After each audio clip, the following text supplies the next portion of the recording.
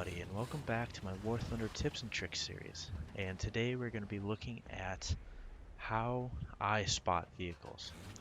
And there's a couple of things, a couple of caveats, if you will, before I begin. The first one being, this only really applies to realistic and simulated battles. This is because in arcade battles, well, it's basically done for you. There's no reason for you to listen to a lot of these because, quite frankly, it just doesn't help. Um, it's done for you. There's no, yeah.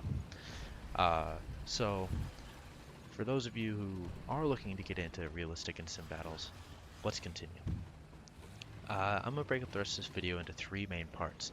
That's gonna be the tools, the how-to, and then the what to look for. And to start off, let's look at the tool. Okay, so with the tools, there's only really one main one besides what is default given to you that we have to talk about, and that is the binoculars. By default, binoculars are not set to a button. However, you can use them in all modes and all types, uh, except for planes. But for tanks, specifically tanks, that's what we're talking about today. And to set this up, first thing you're going to want to do is when you can be in your garage or in the battle, but I mean, I'm in the garage right now. So go in the garage in the top left-hand side, you're going to find the menu, go to controls, view controls, and down here we have binoculars. You're going to want to set that up to a very easy to find button. I have a button on my mouse and then a button on my keyboard I like to use. And I use those for two different reasons. Um, and I'll talk about one of the reasons in a different video, but the main one for this video is because the mouse is easily acceptable. It's easy to find, it's always there, and I don't have to go hunting for it on my keyboard. So that's the main tool that we're going to need. The other tools, you're going to obviously need your commander view or your third person view, if you will, and well, your zoomed view. Those are the three main things you'll be using for this tutorial on spotting. So let's go check those out. Okay, now that we have the tools, let's learn how to use those tools. So the first thing I want to talk about is how you should spot. Um, because of the way the human eye works, you can't process everything that you get. This means that if you're moving around, your eye will process a heck of a lot less than if you're standing still. So when you're actually spotting tanks, the best thing to do is to either A, slow down, or B, completely stop. Because the faster you're going, basically the harder it is to see movement in enemy tanks. So if you think of it like you're staying stationary the whole time and the world is moving, it's a lot harder to see if the world is moving really fast than if the world is moving really slow. Because when you're stationary, the world is barely moving. If you're moving around, the world is going to be moving quite quick. And this means that you're going to have a hard time trying to find enemy tanks. The second thing you're going to need to do is you're going to want to use cover as much as possible. Utilizing that commander's view and the binoculars to look over cover is going to be a key way to spot. Because the thing about spotting is that when you spot them, you don't want to be spotted back.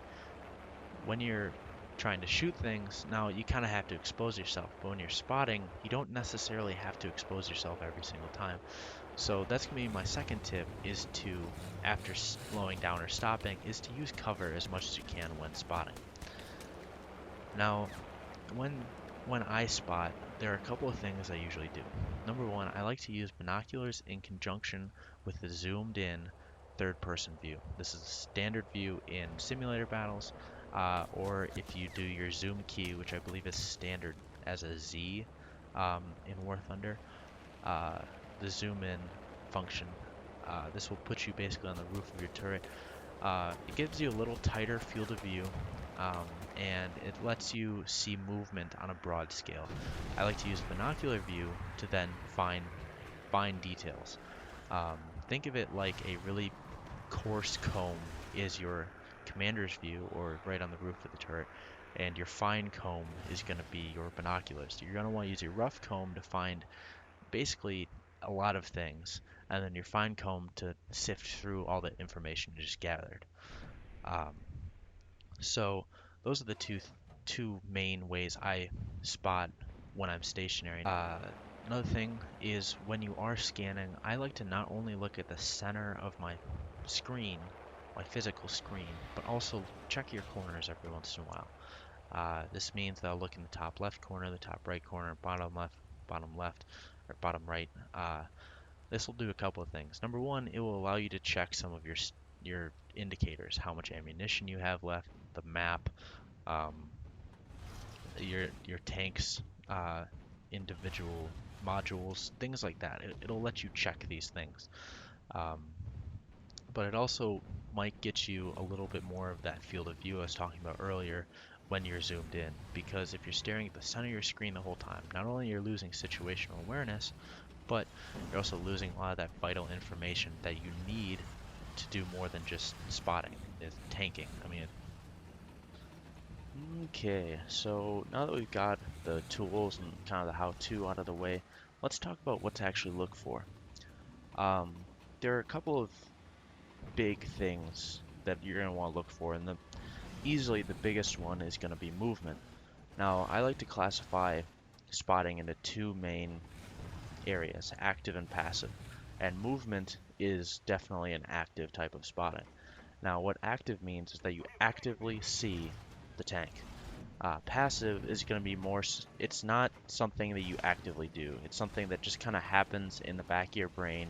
You notice things, pick up on things, but it's not something you're looking for. You're not looking for the things that we're going to talk about in the passive part. So with active, really the big thing you're going to be looking for with active in specifically spotting is going to be finding tanks. It's the initial part of actively spotting something.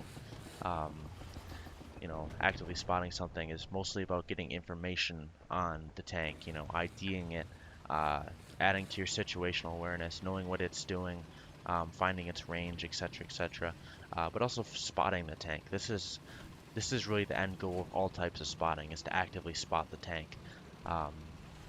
But it's also the hardest for me to teach you because I don't know how to. It's kind of something you just do. I can tell you kind of some things I do, but really it changes from person to person. What works for me might not work for you. But really with active spotting, the biggest thing I can tell you to look for is movement.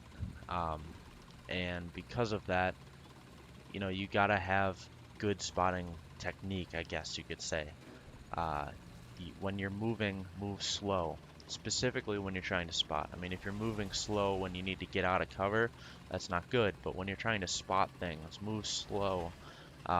Use your keyboard commands for the auto. I forget what it's called, autopilot or whatever. I think it's E and Q. It'll add like speed governs or something like that. I don't even know. I don't remember what they're called. But use those and put it in the first or the second, depending on what type of tank you're in. Or definitely try and stay still, because if you're looking for movement and you're moving yourself, it's going to be really hard to pick up on the enemy's movement. A bad thing to do would be to just rush around and flail your screen at every which way and try and find something. You're never going to find anything if you're moving way too fast. Slow, methodical movements, making sure to scan the horizons. It's really the good way to spot things with active spotting. So now that we've got that out of the way, let's talk more about passive spotting. Okay, so first up we have destroyed environment. This one is probably the least accurate out of all of the ones I'm going to talk about today, purely because there's no time frame for which you can associate the destroyed buildings. Unless you actively see the building being destroyed, you have no idea where or when, well, you know where. There's no idea when that building could have been destroyed. Could have been destroyed 5 minutes ago, could have been 5 seconds ago, it could have been, the beginning of the match, something, whatever. You don't know when, but you know a tank was there. And that's the big factor. Was there a tank there? So finding destroyed buildings, knocked over trees, stuff that shouldn't be somewhere. Um, that's a big part of passively spotting, and it can be done, at any point in time. And by the same token, if you don't want to be spotted, don't do those things. It's probably one of the most obvious indicators of tank activity, and it's one of the most easily seen from a very long distance. So next up, we've got tracers. And tracers come in two forms, machine gun and main cannon. Machine gun tracers will basically just give direction because there's usually more than one, and they're pretty easily seen.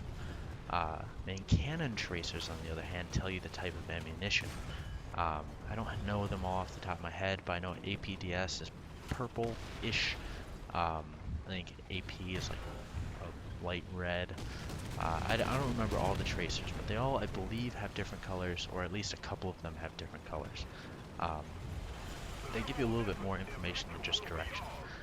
Finding any kind of tracers, though, that's a big plus because they'll lead you right. I mean, you literally have to follow them backwards, and they'll lead you right to where a tank is. Next thing up is going to be smoke. Smoke comes in a couple different forms. The obvious one is going to be from a main cannon or a machine gun firing. If those are firing, you're going to see smoke. Another one is going to be from vehicles moving. If you see smoke like that, maybe over a ridge, you can bet that there's some kind of tank or destroyed environment or something's creating that smoke. And, well, it's probably a tank. There's very few other things in this game that actually move. I mean, it might be an AI, but it's probably a tank. Another thing to look for are track marks. These are especially prevalent in snowy maps. Any tank will leave track marks. You can't avoid it. So flanking around, getting behind, and following tracks can get you an easy kill because they'll lead you right into enemies. I mean, literally, you don't have to think about it. You just follow them. Now, there is a little bit of guessing involved. You have to have a little bit of sense of direction because, well, I mean, tracks don't, in this game, they don't actually tell you which way they were going, but, I mean, a little process of elimination, were they leading back to the spawn or are they leading towards our team? Well, they're probably leading back towards your team. So, a little bit of process of elimination can get you to find those tracks.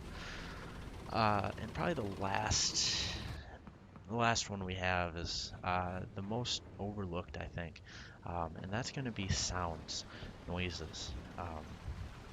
Obviously, cannons firing, but engine noises especially, or obstacles being destroyed in the distance. These can really indicate not only the proximity, but the type of tank. A lot of different vehicles have distinct engine sounds. I know the high-tier Germans have a very, very distinct engine rev sound. I believe the Russians and the Americans each have their own engine rev sounds. The British, I can only assume do too. But I know after playing against Germans, I can tell you that the Germans have a very distinct sound, especially with the King Tiger, the Tiger, the Panther II. I can't think of any others that use that. I think the Panther uses it too. They all use a very, very distinct engine sound, and that revving up can tell you a lot about the proximity and the type of vehicle that you might see, and can alert you to the enemy's presence before maybe their actual vehicle or their gun sticking out or anything like that. I hope that these tips have kind of given you a general sense of direction. Obviously, this takes practice. I'm not perfect, so I can't really say that using all these things you're going to be able to find a tank every single time. You're probably not. I mean, I don't find them every single time. I still die. I still get surprised by things. But this is a good way to kind of get you in the right direction of how to spot things. So make sure to like, comment, subscribe, and I'll catch you guys later.